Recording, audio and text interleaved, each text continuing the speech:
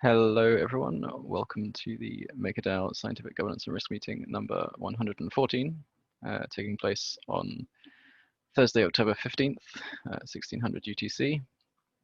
My name is Long for Wisdom. I'm the governance facilitator at MakerDAO currently. I'm joined by a bunch of Maker people, as usual. Let's see, I don't think we've got anything sort of super exciting on the agenda, just the usual updates, the kind of MIPS stuff, and then a state of the peg and kind of just open discussion. So I think we'll just sort of get started. Quick reminder about time zones. Again, it's the time of year when people start switching time zones. This meeting is set to 1600 UTC, which means the time will change for people that are outside UTC, I guess, and have daylight savings. So just be aware of that over the next few weeks. All right. So I think I'll go through the governance updates for the week, starting with governance at a glance.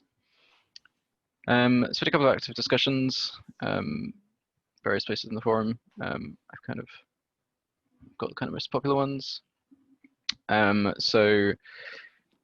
user Nanook posted a thread kind of suggesting that MakerDAO should start thinking about moving away from the dollar, which prompted some discussion. Kind of various people chiming in on the benefits of the dollar over something like the SDR and vice versa, which is interesting. Just going to highlight the Liquidations 2.0 technical summary again that Chris posted. Chris Mooney from the Smart Contracts team posted the other week. Continues to see discussion, which is good because the more we can discuss liquidations, the hopefully better it'll turn out. And then the other thing I just wanted to highlight, which is really an active discussion, is that there is still a help wanted for governance people, if people are interested in contributing to governance. With the end goal of finding more governance facilitators. Please let me know. I can find something for you to do. And yeah, we can kind of discuss. All right, so in terms of polls, forum polls, signal requests. Let's see, we've got 2 currently active, finishing on Friday, which if successful will go on chain on Monday. The first increasing the auction surplus buffer by 2 million, proposed by Primosh from the risk team. And then also a signal request from Matt Rabinowitz from Success, proposing a list of initial maker representatives, as kind of described in his MIPs related to onboarding like reward assets, the Success assets. So yeah, I'd encourage people to vote in those before Friday and hopefully on chain when it goes on chain on Monday.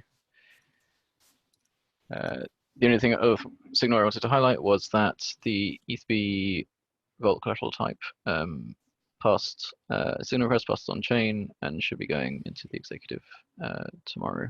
I'm sure Chris will be able to potentially tell you more about that.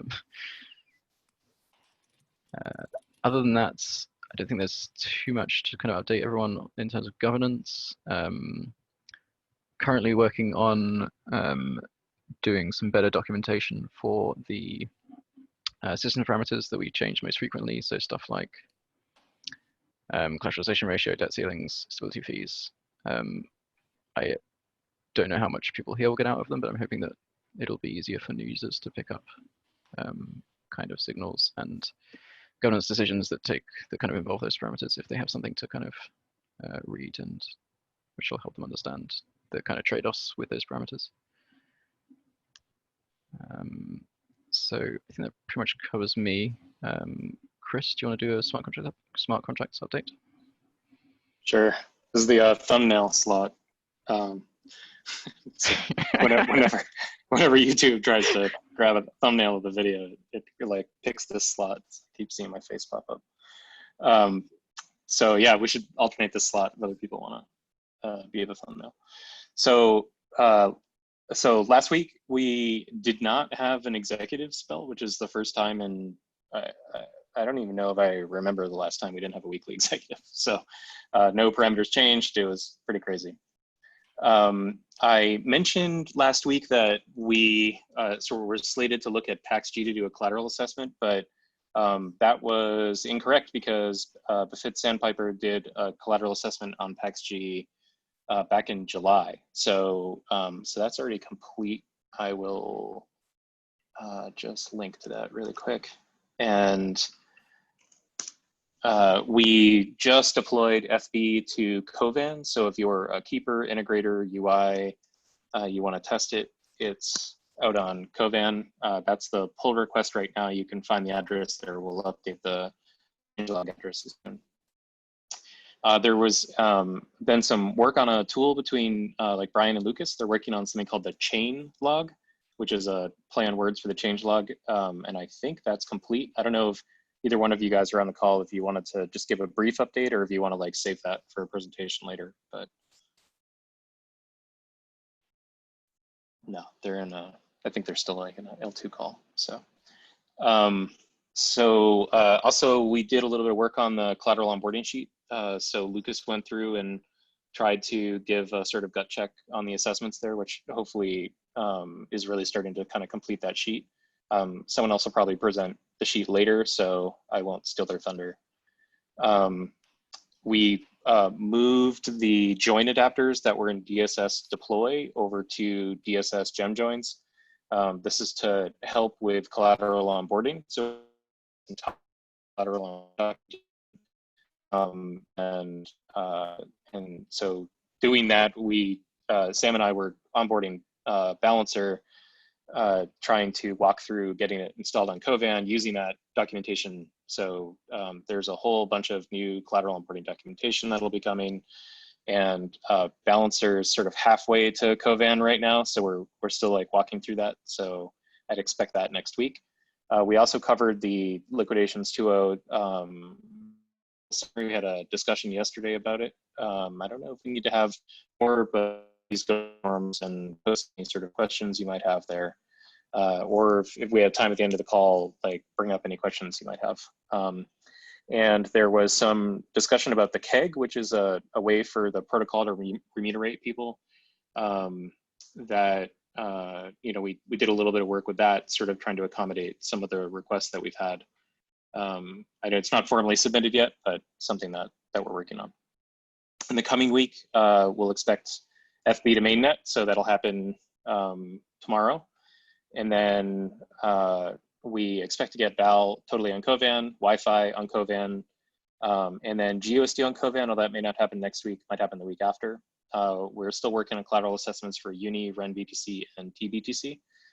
And we need to do a domain team review of MIPs 14, 17, 22, and 25 still. And just to set expectations for the next 2 weeks, the Foundations smart contracts team are trying to get sort of code complete for Liquidations 2.0. So most of our resources are going to go into making sure that that's code complete so that we can send it off to auditors and whatnot. So that's it for the smart contracts domain team, if anyone has questions. Great, thanks, Chris. Yeah, anyone questions, feel free to interrupt. I think Nick is running a little late, so we'll go with risk update next, I think. Primož? Yeah. So we're finalizing GUSD and PaxG evaluations. They should be posted in upcoming days by Marco. We also started focusing on new assets to be evaluated, and we mostly rely on this new prioritization sheet that was more or less filled on our end. And according to some preliminary results, Uniswap and Trend tokens ranked pretty high. So we already started assigning these evaluations to our new analysts. We're also finalizing collateral evaluation template, which should help us with with onboarding new analysts, where people will just mostly need to follow the steps, make evaluations, and of course, we would need to have some decent knowledge about the space. But in general, I think this should attract much more analysts willing to do this kind of work in the future. Then I made a post that Long mentioned already about increasing surplus buffer to 4 million, which should hopefully go to on-chain vote on this Monday. And we are preparing a table with risk premiums and competitive rates for each asset. So myself and Monet Supply are working on this. And this thing will be published next week, along with the report from rate setting working group about potential rate changes. We don't really plan to propose huge changes to rates in the upcoming week, but rather the whole idea is to demonstrate to the governance the new format in which we intend to report changes to rates and what's the thought process behind it. And ideally, this should lead to less overhead with governance making rate changes, and would also make rates more predictable and stable in the future. And then finally, there's one really great tool that our community member Lix made. This was based on our wanted post, where we were looking for someone who can perform on-chain analysis to reveal how Vault users are utilizing their DAI in various liquidity mining venues. And the whole point of this was, of course, to better understand our users, but also to address liquidation risks, because if users are long DAI, those risks are much lower. And we got some really cool results, and they should be published on forums by Lix. Potentially, he might also come to the next governance call and yeah, present some of the stats. And that's it from our side. Okay, great. Anyone any questions for Primož?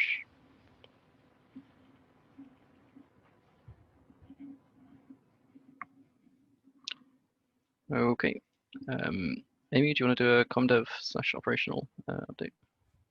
Yeah, happy to. So pretty short this week. So one of the big ones is we just announced our Claros and Maker Fellowship. If you guys don't know what Claros is a decentralized decision-making protocol. And so a key use case for them has been to actually focus on the verification of compliance, like around crypto assets. So great for us.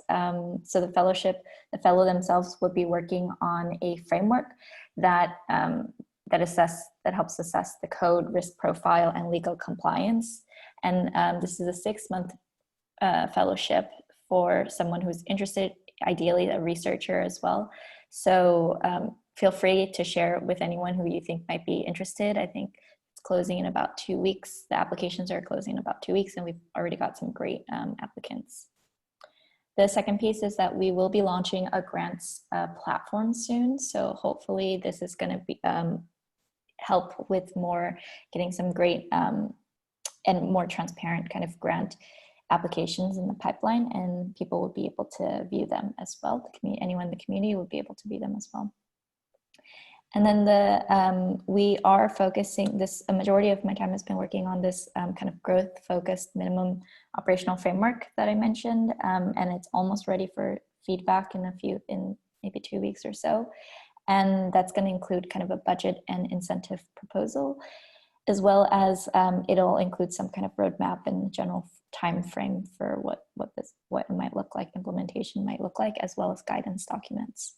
And then just a reminder, we try to upload our call summaries as soon as they are done, usually around the same day or so. And this week for community development, we actually did a demo day. So I'm going to also drop that in the link. So if you're interested in what community development has been building, there's a little demo day that we did for community call. And then our liquidations 2.0 call as well is up, and all the collateral onboarding calls as well. And then I'm going to actually hand it to David, who has a quick message about the governance summary team. Yeah, cool. Thank you so much, Amy. So as some of you know, we produce a high fidelity summary of this call in particular, the Thursday call. And so we are actually looking for people in the community who are interested in helping us produce those. So we actually do a couple of people taking live notes. For example, Juan and my buddy Pavel are both working on it right now. And also we have a QA role. So if you or anybody you know is interested, this is a really great way to earn a little bit of DAI and to also have some impact on the community, produce like a really great archivable resource for anybody who's looking at these governance calls. So yeah, feel free to reach out to me on Rocket Chat. It's david.u. And likewise, just join us in the community development channel and voice your interest there. I'll happily onboard you and kind of put you on to how we do things. So yeah, thanks, Amy. Cool. And that wraps it for our segment. Okay, great. Anyone any questions for Amy or David?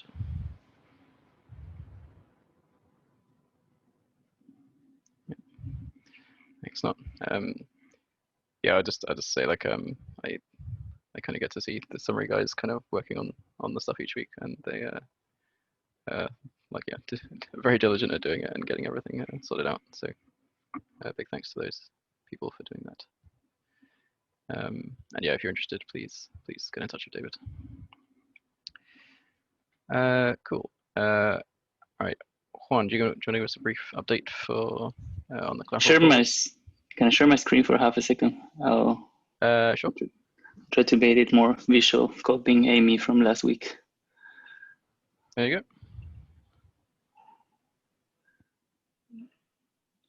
Okay, let me know when you can see it.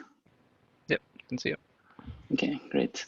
So regarding collateral onboarding, as I think pretty much mentioned it, or maybe it was Chris, we are working on a framework that I think we'll publish on Monday if everything goes well. But very excited to see how it progressed. It is a very short preview, like a teaser. Regarding the calls, we had a very interesting call yesterday with Ren and Uniswap. So Long from Ren VM and Hayden from Uniswap came and answered some interesting questions. Great debate. If you want to see the video, it's already up in the forum. Amy posted it, and the notes are coming soon. I think Gala and Pablo are already working on them. And next we'll have, so next Wednesday, 21 at 5 p.m. UTC, we'll have Eurostasis. I think Gregory will speak for the new ramp, if I'm not wrong. And then we'll have the crypto.com team joining us as well. So come join us, bring your questions, and yeah, see you all there.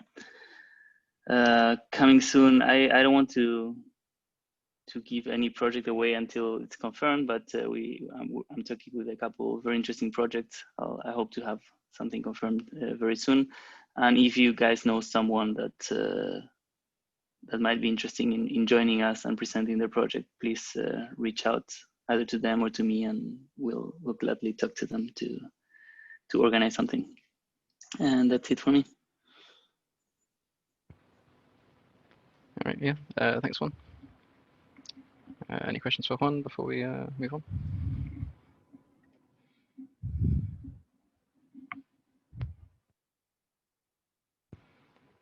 All right, Nick, are you good to go? I see you just. Apologies for being late. I had to wrap something else up. Yeah, no problem. But yeah, so update on the Oracle domain team side.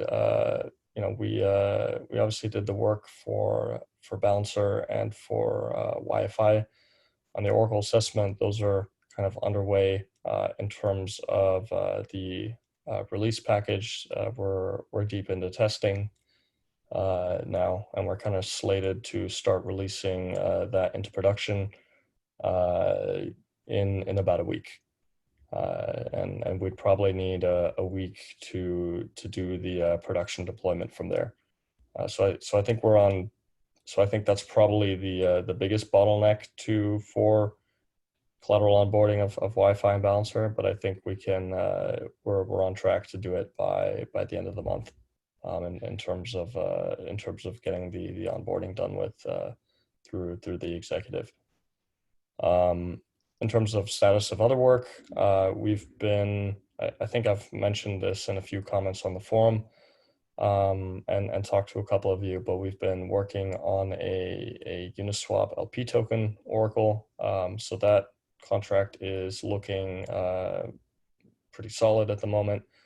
We're starting to get some more formalized reviews. So I've asked Hayden to take a look at it, and potentially I think we've had conversations with Lev as well, where he said he wanted to take a look.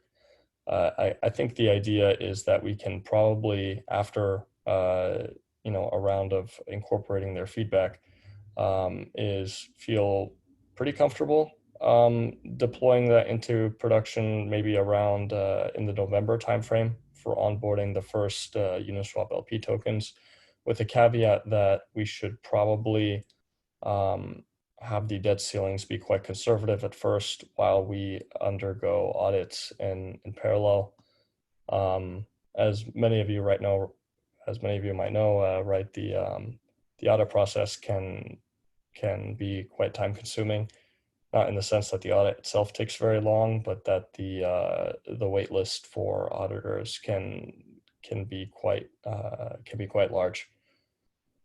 So we can't really promise, right, that all of a sudden the audit will come back really quickly, right, and we can jack up the debt ceilings on these things. But I think at the very least we can start incorporating them into the protocol and setting us up for that down the road. And kind of quick comment on this. So in terms of balancer pool tokens, so we haven't started the oracle for that, but it likely will be able to follow the same design pattern that we used for the Uniswap oracle, with the caveat that balancer pools have a more dynamic kind of allocation of assets between them, right, instead of just the standard 50-50. But that seems more like a bolt-on type of thing rather than anything that fundamentally changes the larger design. And so yeah, so that's it on my end. Cool. There's do you want to mention the B protocol whitelisting stuff next week as well? Is that? Yeah. Yeah. So, Cool. so I submitted the polling votes for those. So yeah, B protocol is getting wants to get whitelisted, right, for the ETUSD oracles, both the medianizer and the Oracle security module. Yeah, so I've checked out their code. It looks clean. Looks like it's handling the data in a safe way. So those polling votes will go out next Monday. Cool. Yeah. Thanks. Anyone any questions for Nick before we move on to MIPS?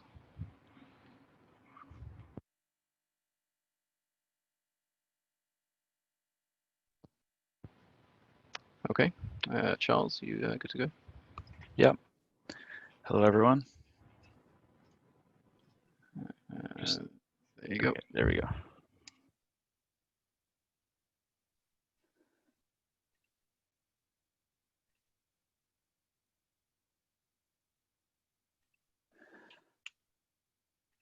All right, so this week we had 8 inclusion polls for the formally submitted proposals that were completed last week, go up, and they ended today at noon EDT as the governance call begun.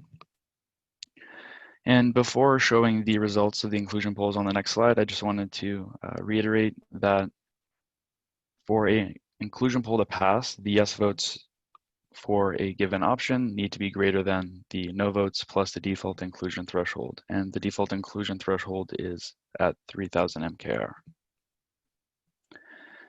And today, Along for Wisdom, after showing the results, will perform the inclusion poll review to determine or confirm rather which proposals are eligible for the monthly MIPS governance poll that will go in on Monday.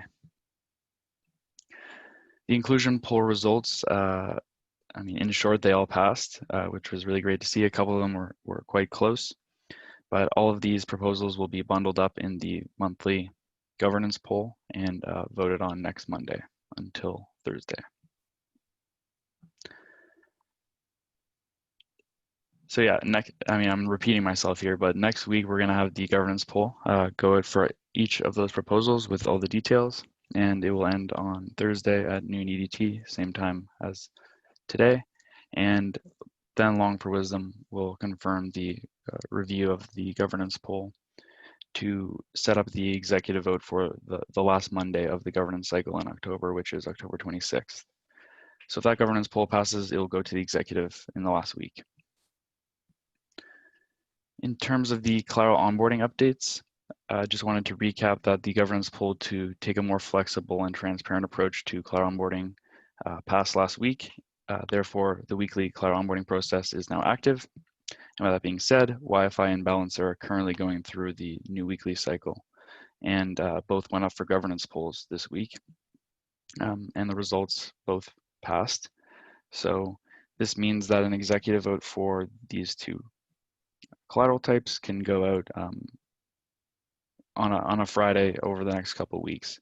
And in general, the mandated actors have kind of stated that once a governance poll has passed for collateral types to be onboarded, that an executive vote will always occur within 30 days of the governance poll passing, absent of external factors, of course. And the collateral prioritization framework, as Juan mentioned, will very likely be published next Monday. And for those of you who are not aware of what this framework is, it's a publicly available spreadsheet that anyone in the community can read to get a better understanding of why certain collateral types are prioritized for onboarding versus others.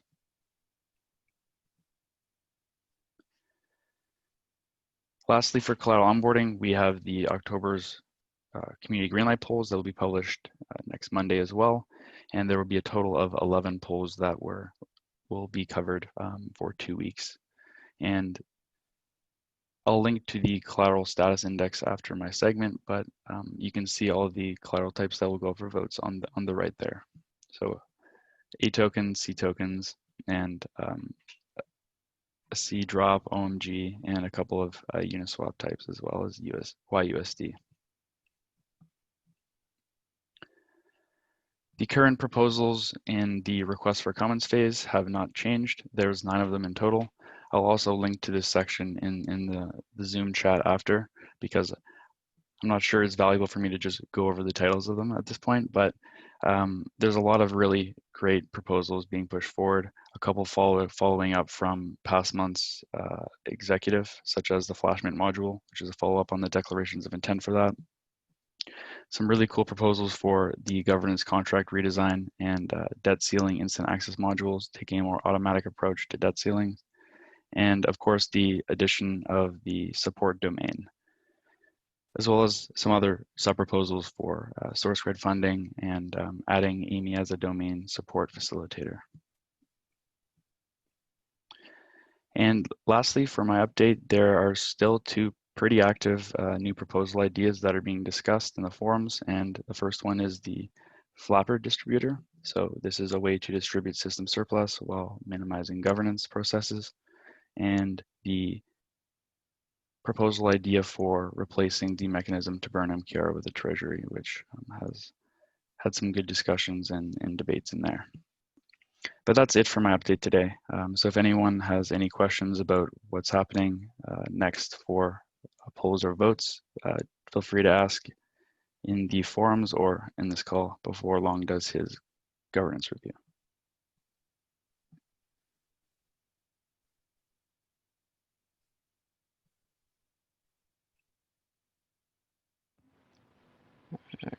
All right, great. Thank you, Charles.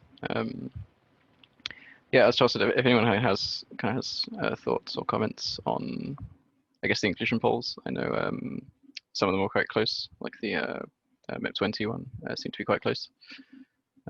Does anyone have any thoughts on that or the others that they want to share?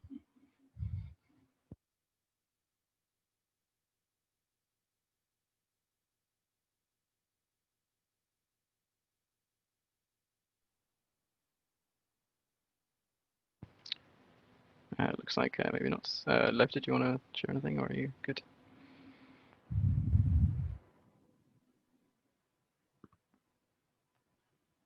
No, I think you're muted, or because otherwise not working.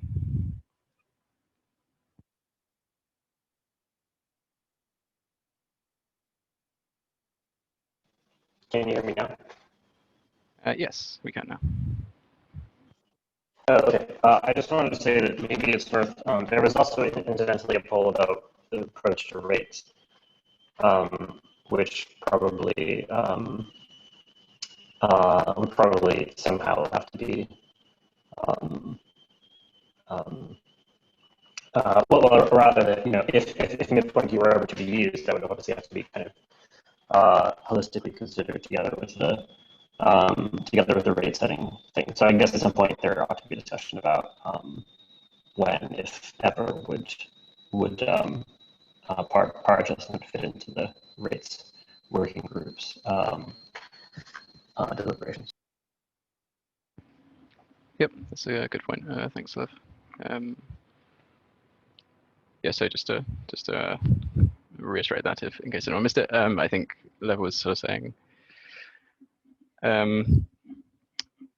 that the NIP20 would brings in the lever to essentially operate at negative rates, and it's not clear how that would interact with the rate setting working group that was voted through as well, which is fair, and I guess we'll have to figure that out if it comes up. Anyone else? Or also, it's probably worth adding, sorry, that it was kind of implicit that, you know, especially the latest discussion around MIP20 in the forum, for instance, you know, a lot of people who were speaking in support of it, including myself, weren't proposing MIP20 as something that will necessarily be used immediately, or there was an imperative to turn it on in the short term. So I'm wondering, just to be clear, like, is there anyone who believes that it ought to be used immediately in the near future, or is it? Are we kind of all on the same page that this is something we kind of want to have technical facility to do, but no one actually wants to use right now?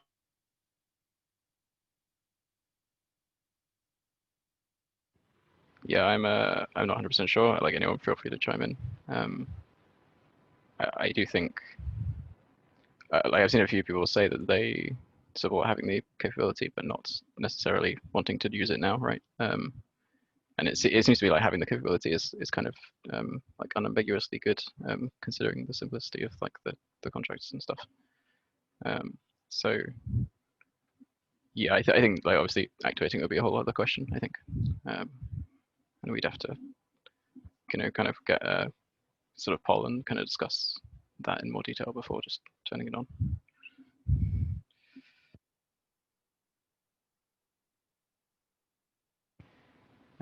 Okay, anyone have any comments on the other MIPs, or shall we move on? Yeah, so I think I'm a little confused with RWA. So I guess the next step for getting that on board, actually going to executive, it's another green light poll, is that right? Maybe I misunderstood. So the phase that we just completed are the inclusion poll, inclusion polls for each of the proposals that were formally submitted. So this is the opportunity for the individual proposals to either be moved forward into the next stage of governance or be rejected. So once all the inclusion polls that have successfully passed have concluded, they'll be bundled up in a governance poll for the MKR community to vote on. And if that passes, it then goes on to an executive vote in which it is officially ratified and implemented in certain scenarios. Hope that clarifies. Yeah. So it's a bundle. Okay, got it. Cool. A lot easier. So yes, I guess Centrifuge and Matt can pretty much start working, right, on getting this ready, so to speak. I would say it's not kind of fully signed off and won't be until the executive passes, but I think this is like a positive sign for both of them.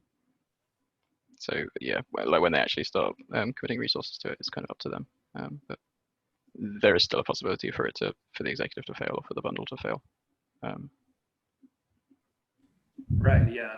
So I guess we're looking what another 60 days to have at least one RWA on with a debt ceiling. I think I saw Lucas. Yeah, here. I mean, I'd rather not Maybe they can comment. speculate on Yeah. certain timelines for them. Maybe they can speak on behalf of their proposals and their timelines if they were to get accepted. But yeah, so if Matt or Lucas is here and wants to chime in, please do. I mean, we have started. I mean, we have been in pushing ahead in full force as much as we could, independent of the vote, just based on the positive feedback in the forum. And I think, yeah, as Long mentioned, it's a good sign. That means for us, sort of what we have been doing is like getting working actually together with some members in the risk team, the risk domain team, to sort of starting to understand what the assets look like, sort of what sensible parameters are. I don't want to commit to a timeline myself either, but sort of provided there's like not a negative decision in the like executive vote that was mentioned before, like we should, as soon as we have the sort of onboarding proposal ready, it will follow the same process as all the other collateral proposals, as I understand. So like a forum-based signal, forum-based poll, inclusion poll, then the on-chain inclusion poll, and Charles or Long, maybe you should correct me because I'm sure I'm getting the terminology wrong, and then go through the same process as other collateral types. Can I? Yeah. I actually. Oh, go ahead. Is it okay if I bring just a thing up? Yeah. So this is a slight bit different than normal collaterals in that real world assets are going to require probably some like reasonable expense on behalf of like Lucas and Matt in the real world to sort of set up whatever legal structures they have. So, you know, there's a question about whether or not, like, imagine we get all this to the executive and, you know, and these guys spend like a few $100,000 trying to get like legal stuff in order. There's a lot of risk there for them if we don't approve that executive. So there may be, and I'm just flagging this for the future, but maybe we want to think about getting the code totally ironed out and approved in an executive with a zero debt ceiling before they, because then it's pretty much guaranteed. All you'd have to do is set the perimeter up, and then they take a lot less risk with like real world expenses. I don't know, maybe if Lucas or Matt want to speak to that at all, but just flagging that it's a slight bit different than adding a collateral that's already on Ethereum, for instance. And that's Yeah. precisely the way I contemplate what you just said, Chris, is exactly that. Is without being presumptuous, assuming everything goes well the remainder of this month and the executive is implemented, you know, it's kind of at our discretion. Whereas at the point today or next week where we decide to go put together, at least for my proposal, putting together trust and trust counsel and all sorts of enforceability opinions, where it would be contemplated that there would be an approved debt ceiling, but it would be conditionally set at zero, which will take, you know, up until the point where I can prove or demonstrate to the community that I actually implemented what I said I was going to implement, looking at the term sheet, and we'll put together, I wouldn't call it a cheat sheet, but basically a cheat sheet of all the terms to go look at document A, page 37, et cetera. That basically would be my hope / expectation that, you know, as soon as we have that thereafter, then executive could follow that would allow it to be in effect turned on. Can I ask though? I mean, Chris, so understand sort of from a technical point of view, though, it's exactly the same, right? Because the only way that the debt ceiling could then be raised would still be with an executive vote. So then for me, the question is, I think there's two options. We can sort of get the technical side through, and if that part is actually ready before before say the legal setup is ready, then it makes sense to do this. But if we are in a place where we have the legal setup ready at the same time, then we could also just opt to sort of start with a non-zero debt ceiling. But I do agree, like it could make a lot of sense to sort of get the technology and get the tech in place knowing full well though that we need the same kind of votes and the same kind of like governance process, right, for both instances. Or would the idea be that then it just... I guess you have the same, yeah, you're right. You have the same risk if even if we deploy all the code and it's ready with a zero debt ceiling, one could still, or governance could still choose not to vote that final executive in, which is still a risk that that's on you guys. It is a risk, but respectfully, and I say this, I hope to the community, and I hope we have a collective understanding at that point, if we've gone through the executive and we implement what we said we were going to do, not implementing the final executive, it could almost be construed as a governance attack at some point. It's at least a breakdown of the process, I would say. I mean, yeah, like we do have like all these many steps before to sort of reach consensus as a community. But I mean, as long as people are allowed to like sort of vote on the final referendum, I mean, I look at it as being Swiss, I obviously look at our own legal system, at our own democracy, and like you have like the final vote by the community. But yeah, it would be a bit of a breakdown of the process, I think, if we ended up being in that situation. Yeah, it would definitely not be good. And I think if it did happen, we would obviously have to, you know, kind of try and dig into like why. And I do think there would be like unless there was a really clear, obvious reason as to why it didn't, and it was really, and people were communicating that reason, I think it is likely it would be voted on again. Like assuming that it was some fluke at least the first time, right? I don't think we'd like give up after one try if we had like no feedback from people that voted against.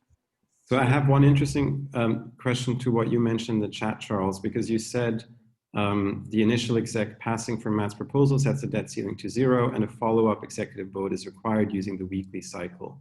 That the assumption then here is though that the technical changes go through this regular prolonged process of a sort of new MIP, and then the follow-up set actually activating it or sort of setting it to something greater than 0 is going through a shorter cycle. Is that correct? Yes, if I am not incorrect.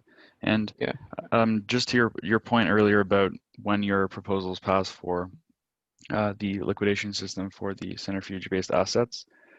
So if those pass, the actual onboarding of those assets will not go through the monthly cycle. They'll follow the newly approved collateral onboarding cycle, which is a weekly process. So that only requires a governance poll to gauge sentiment, and ultimately, if it passes, it can move on to an executive, which can happen within 30 days unless there's certain exceptions or special cases. So it wouldn't have to go through the inclusion, governance, and executive monthly process as you mentioned earlier. It would be the weekly process for those assets once they're prioritized, of course. Just to be clear, though, to me it sounds like this is two distinct votes. There's the vote to approve the technical decision, but then the second vote is the vote itself is just to raise the fee or the cap, but it's also the governance's chance to evaluate the legal documentation and ensure that those are up to snuff, right? So there's a little more to it socially than just the debt ceiling limit increase. Yeah, I think that's true. So the way I kind of picture this happening is, assuming all these MIPs go through the monthly cycle, they kind of lay out the kind of intention that governance has agreed to do this. They kind of lay out the technical parts. So what we would have then is, you know, once Matt or Lucas come back with the legal stuff that we're waiting on, then that'll be posted in the forum. The domain teams will also do their evaluations of the assets and set up all the stuff they need to, and then we'll have the governance poll for for onboarding it with certain parameters, right? Which might be 0 to start with for debt ceiling, and that will link to all those various threads, right? The evaluations and the legal docs and stuff.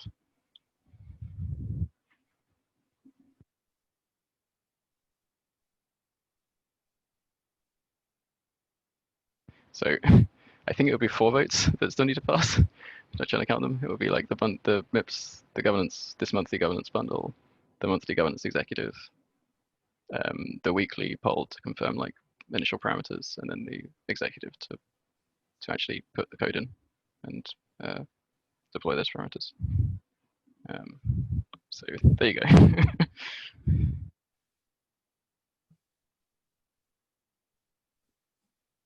So I presume, so what does this mean on, and so to come back to Frank's question, how long it will take with the 4 votes, I'm actually not sure myself. I'm sorry, it would be helpful for maybe you guys. That's fine. So the first 2 are like part of this monthly cycle, so I'll be finished by, we'll finish at the end of October, like the executive will go up on the 26th.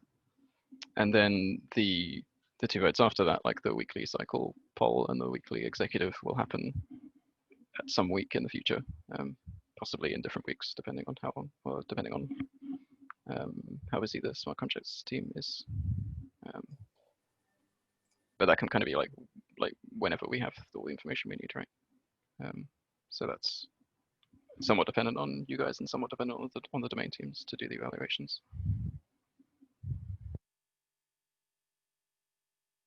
Okay. Yeah, so in a perfect world, if we were just twiddling our thumbs over here, it could be like the first week of November, basically, which is pretty exciting. So it really just comes down to like job priority stuff, right? Yeah. Yeah, I mean, we'll do everything we can, of course, to have the asset originators and the tech ready for that.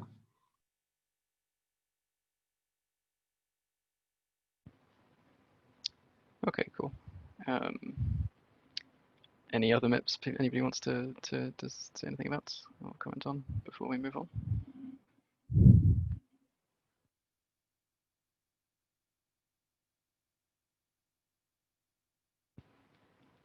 All right, seems like no. So then we'll move on to state of the peg. Vishesh, are you around already?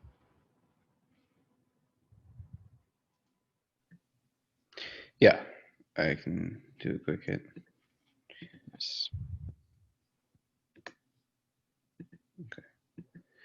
So long story short, there's not been significant movements this past week. So total DAI supply is just above 900 million.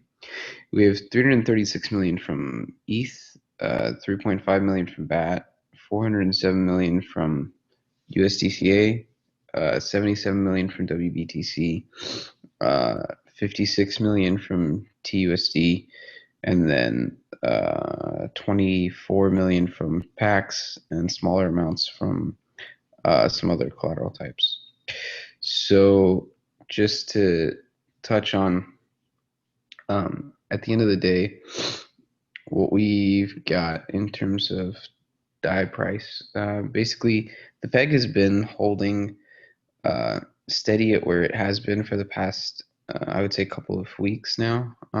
It drifted like very, very slightly closer to peg this past week. But the bigger thing to note is the lighter volumes. So essentially what we've seen is lighter trading volumes for DAI ETH pairs and also for DAI USDC pairs. Both have been trading around like $1.08, 09. And then we've seen a couple of spikes on smaller movements from Uniswap trades that have experienced some degree of slippage, but at the end of the day, more or less, these trades have been occurring around $1.08, 09. And ETH price basically during the same time frame. So what we saw was prior to this, we saw a bit of a dip in ETH price, and then just in the past few days, it's been sort of very slightly rising. And so I think in the wake of that, there's been a fair amount of uncertainty as to what's going on. So there's not been much movement in farming yields or leverage activity. And so the collateral pool has been somewhat stagnant as well, at least net. And then we've seen, the trading volume, primarily Uniswap, but still comparatively not that high. I'll also pull up. So, and then if we compare this to say, like the past 30 days, what we saw was prior we had a little bit higher average trading price, and then we had on average a pretty sizable trading volume. But I'm gonna pull this up as well. If we look at the ETH collateral pool, for example, we're still sitting with roughly an 89 million liquidation wall around 280 bucks for ETH. So that actually has not moved at all, basically. What we did see was some of the smaller liquidations kind of flatten out a little bit. And then we saw sort of increased curvature beyond that wall. So some of these larger positions that theoretically would have been liquidated at prices lower than $280 for ETH, those essentially have kind of curved out a bit, so there were not as significant liquidation walls there. And what that means is, at the end of the day, we have kind of a large liquidation wall that's been sitting around 200 to 250% collateralized. That prior had been a lower collateralization ratio, but simply through the elevation of the ETH price, the collateral portfolio has been made safer. So it seems that at the moment, at least, this collateral management is a little bit, I don't want to say stagnant, but hasn't moved. It could still, but just based on the rising ETH prices, I don't think users have really seen fit to make significant movements in their debt or collateral amounts. And I think also they are waiting to rebalance or resume a riskier position, I think, due to uncertainty in what ETH price is going to do. All right. I'm going to keep it brief today, so let me know if there's something that folks would like to double click on.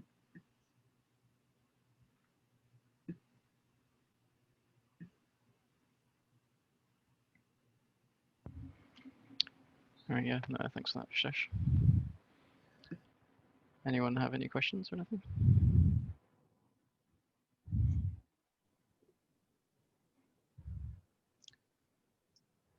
Yo. Hello?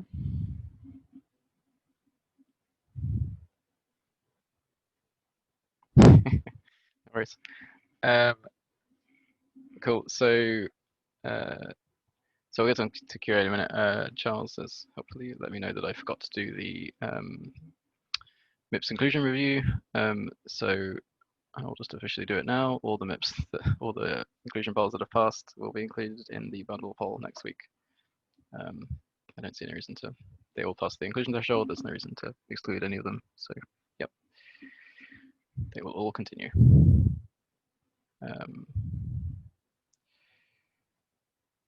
All right, so we're pretty much done with the agenda. So, yeah, it's kind of open QA discussions now. So, anyone feel free to chime in if you want to talk about anything for the next 15 or so minutes.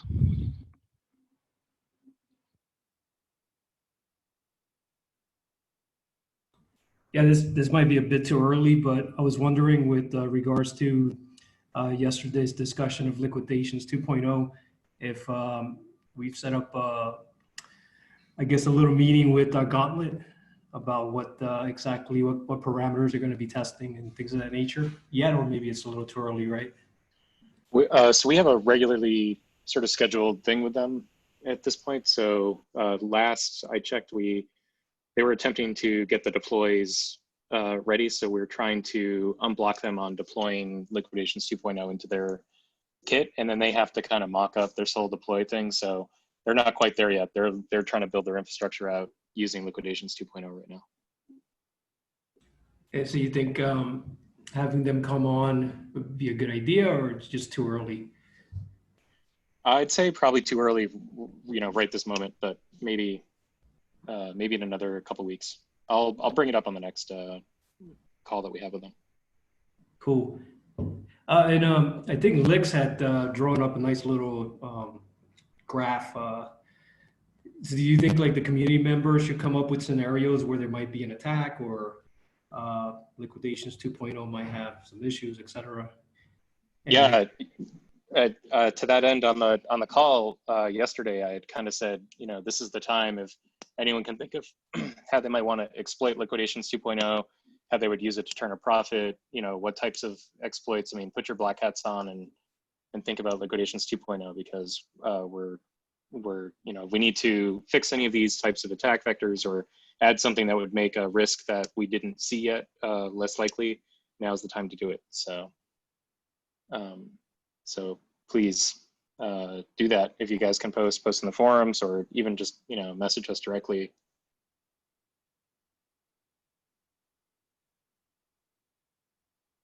Cool, thanks a lot, Moody.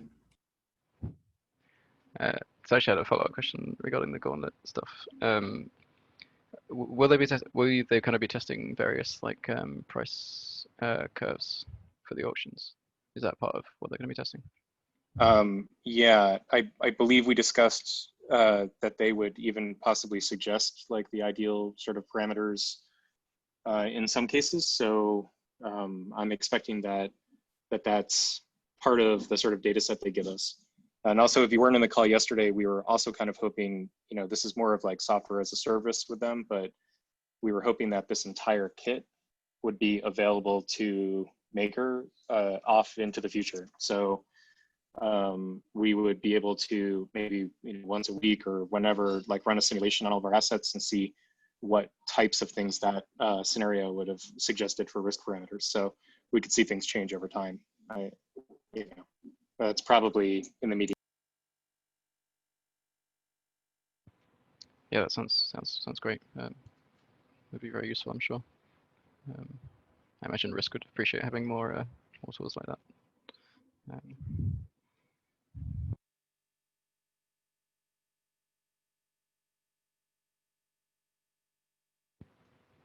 Anyone else have any questions, or want to start up any discussions?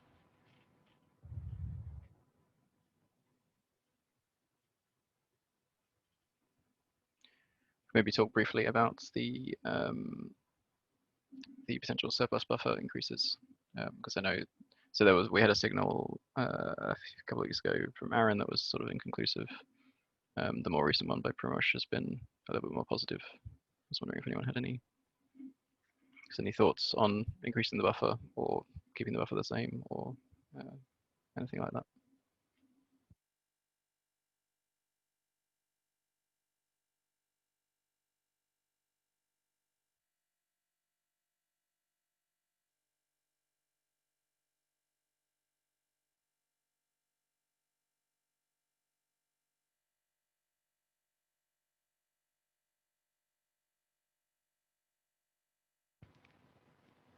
Okay, I guess that's not a terribly interesting topic today. I would say, yeah, I think, say reading Primish's more recent post, I would say that the point that I thought was kind of most compelling was that obviously the total DAI supply has increased by a reasonable amount, and the surplus buffer hasn't increased to kind of match that. So in terms of just keeping risk kind of roughly the same, in keeping our risk in that roughly the same place, right? It would make sense to increase it as well.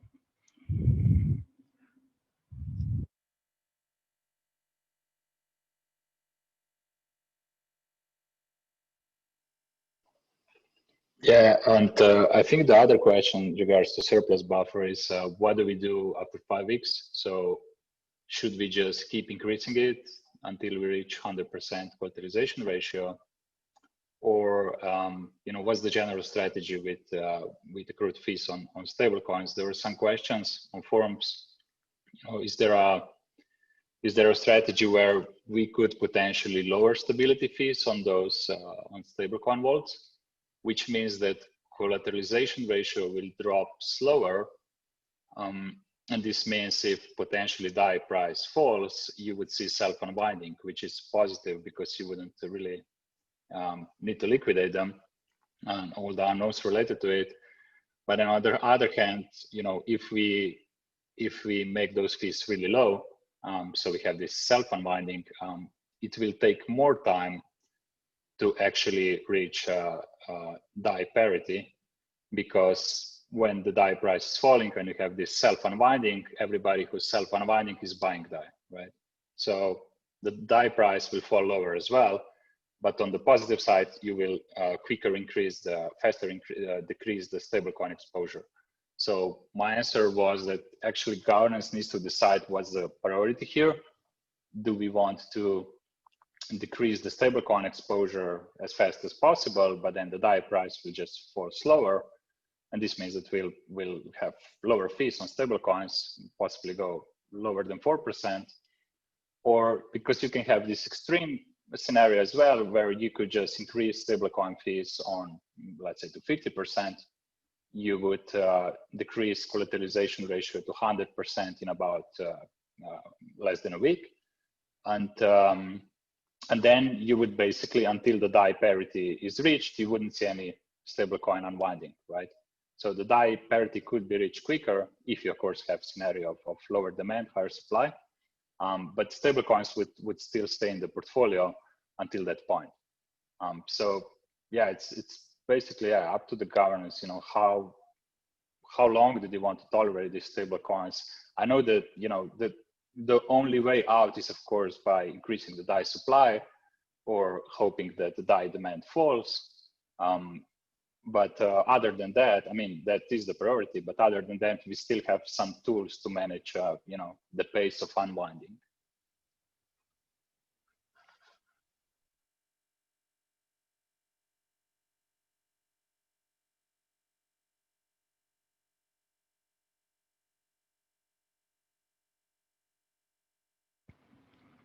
Okay, yeah, that was an interesting point. Very much, I don't think I'd considered that it would like actually speed up unwinding as well, or like the speed of the exposure, or like decreasing would increase.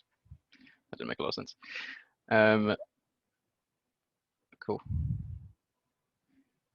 Right, well, it doesn't seem like anyone's kind of waiting to dive in and discuss anything, so we can probably finish the call a little early this week. Hey Long, there is sure, one yeah. thing I would love to mention actually. So in line with what, so in line with what Primoz was saying, there's also another tactic. So all of the vaults in USDCA, like obviously some of them are going to reach 100% quicker than others. But I think there was discussion both in the forums, also on at the end of last week's governance call, of the idea of basically zeroing out the debt ceiling on USDC-A and then monitoring those vaults separately, and then opening up a USDC-C facility that basically is exactly what the same parameters as USDC-A. But what that would do is that would basically help us divide up the positions and not have to worry about some amount of them, and still basically allow that arbitrage of the DAI peg down to whatever, $1 and a penny, because of that 101% CR. But then it would give us far more control over the USDC-A positions. So if anybody has any thoughts or comments on that, I'd love to hear them.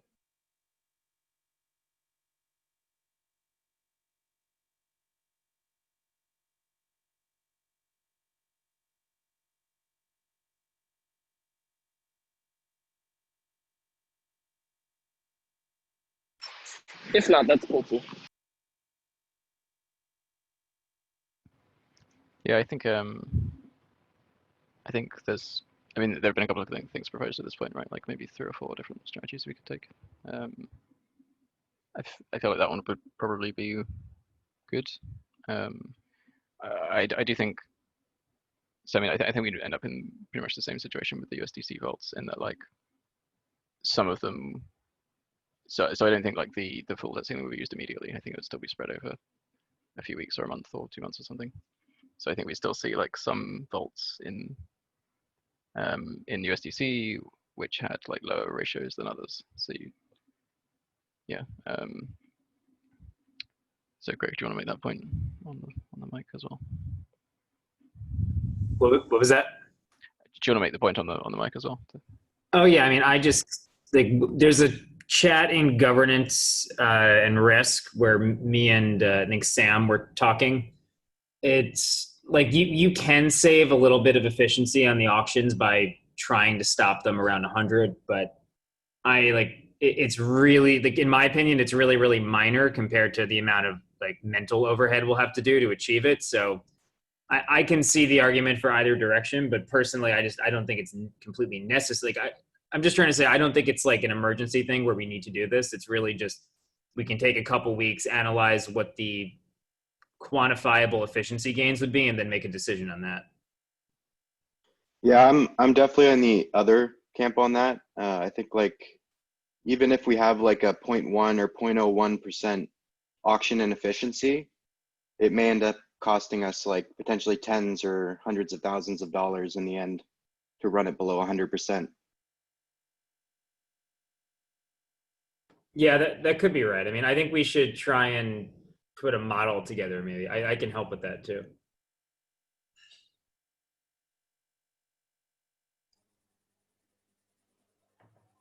And that's if you do auctions, right? At the exact same time, the real objective is to drive down the die price and have people, in effect, close out their own positions. And then we don't have any loss, no? Yeah, exactly. That's the ideal scenario, closing out their own positions.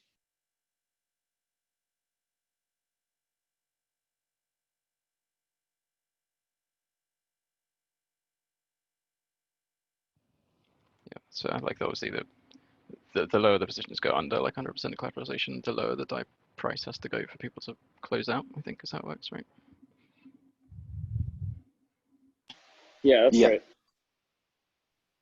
Yeah. Yeah, and that's why, that's why it makes sense to lower stability fees on stablecoins if we want to have a higher possibility of self-unwinding.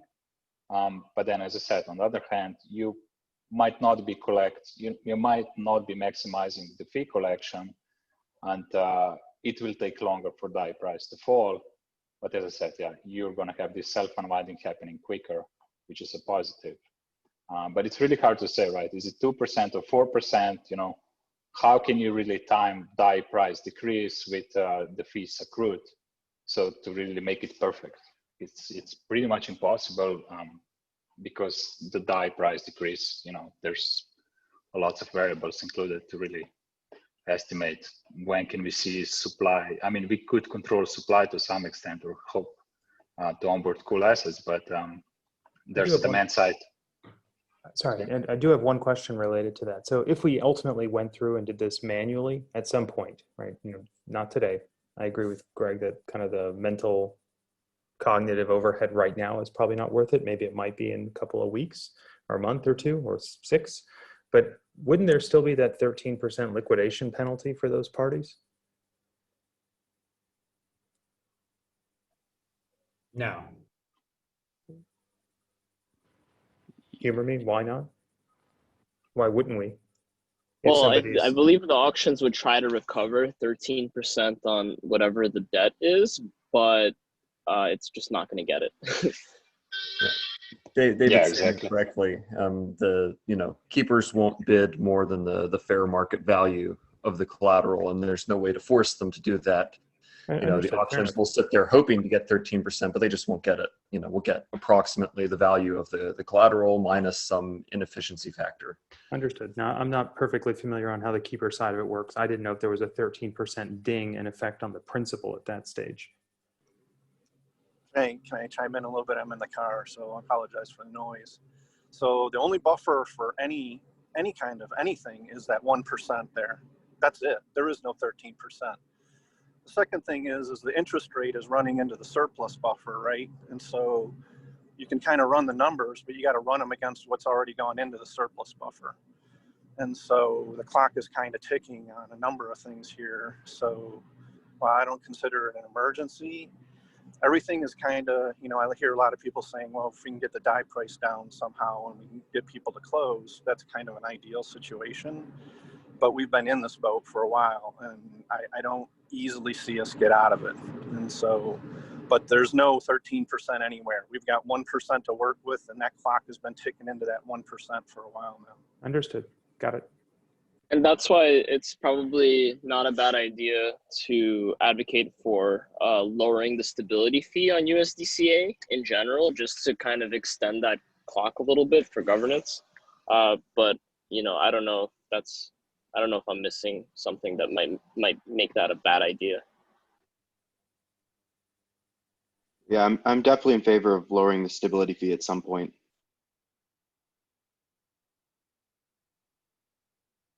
Especially since we're maxed out on the surplus buffer right now, and we're doing, we're doing the surplus auctions. It might be like responsible to lower the stability fee.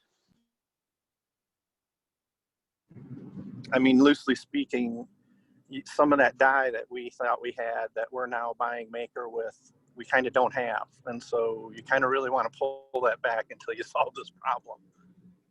Well, but that's not true. We have the dye that we burned with so far. It'll become a problem in a couple months, but the Maker dye getting burned now is definitely ours to keep.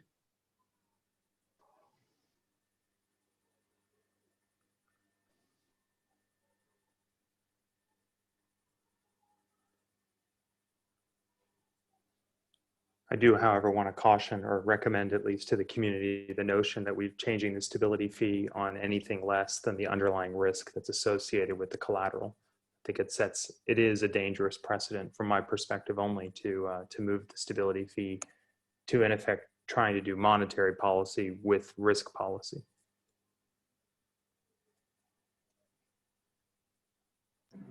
There was one thought I had on this USDC-C is that the one thing about opening that up, and I don't want to get into the details on it, is that in effect that will reset a clock. So anything that goes in there, whatever the stability fee is, that clock starts as of when that facility opens.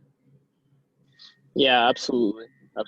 My whole point about the USDC-C thing is that you get to basically, as governance, have more control over those positions where you don't have to manually liquidate, but like you just basically have more control since you can set the stability fee on each of those facilities as you need. Yeah, I do think there are some costs to just adding new vault types though as well. Obviously, right, the smart contracts team has to do deployments and things, right? Governance has to vote on these things each time. So there are other costs as well.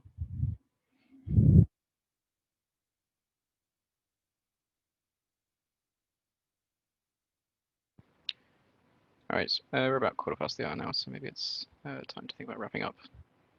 Are there any final points anyone wants to make? Any meetings coming up anyone wants to point out or anything like that?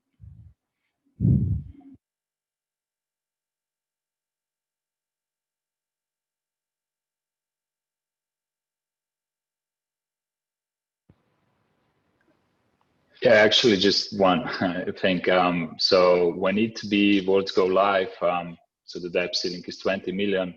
I mentioned that we made this analysis. Actually, Leaks made a really nice tool to measure how much of the vaults are using DAI to farm. On ETH vaults, 1/3 of the debt is actually, we could directly link debt with DAI being farmed on, mostly on Compound, but also particularly on Uniswap. Smaller part now on Curve because the yield is low. But I was thinking, so if those vaults, if ETH vaults migrate to ETB, their yield is boosted by, I think, about 15-16%. And the rate is not going to be as high, right? I mean, there's still going to be a positive outcome. So I am kind of thinking that if those yield farmers are rational, we should see a quick utilization of ETB vaults up to 20 million. Yeah, and then I guess we'll need to decide how to go forward because, like I said, in theory, all of the 100 million of those vaults could migrate to ETB, but we'll need to decide, what's our risk tolerance because we know there are some kind of risks, OSM risks there, and so on. Yeah, just something to watch out over the weekend. Yeah. In general, I like that idea. I've kind of been an advocate for kind of multiple vaults on the same collateral type with different parameters, because by definition, it can kind of, you can use those and how the markets react and use them to give you a better gauge as to what the market's like, either in terms of rate or liquidation ratio or whatever. They're kind of a helpful tool, even though inherently managing them becomes much more complex, which I agree with right out of the gate. Yeah, thank you for that, very much, and Makerman. Yeah, I kind of agree. It's going to be interesting to see what happens after that goes live. But I think we've come to the end of our time. So yeah, I think we'll all go separate ways. Thank you everyone for coming to this meeting. I'm sure I'll see you all again next week or soon. So yeah, thanks guys.